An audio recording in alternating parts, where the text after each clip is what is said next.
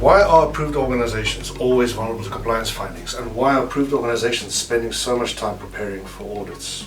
Today I want to provide a perspective on how our management system relates to our EASA compliance obligations. And the driver for this perspective can be found in the basic regulation. It has a number of statements for approved organizations, depending on whether you're a design organization, production, or operator, or maintenance organization, but it all boils down to this key phrasing. The organization must implement and maintain a management system. That's the first thing. Is a management system is the real buzzword that we can explore to ensure compliance with. And most of us are quite comfortable with that, compliance with what compliance means, because most of us try and achieve that in our management systems. But it goes on to say that this management system must aim for continuous improvement of that system. Continuous improvement. When it comes to approved organizations, EASA set a bar. They've told us that in order to play this game, you need to be able to jump this high. And if you cannot jump this high, you can't play this game. So there's a minimum set of requirements that they've given us. So they said, right, you want an organization approval, you need to be able to jump that high. If you can't jump that high, you don't qualify for the Olympics. So what do most approved organizations do? They start building on their compliance management system, their capability, their capacity, their competence, and they define all of this in their handbooks and their expositions.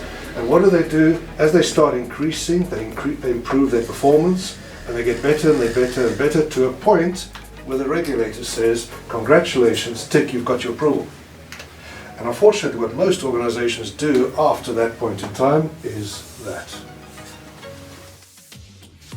Most organizations compile handbooks and procedures, and then the emphasis is to remain compliant. They appoint a QA team or independent system monitoring team, and what does that team do?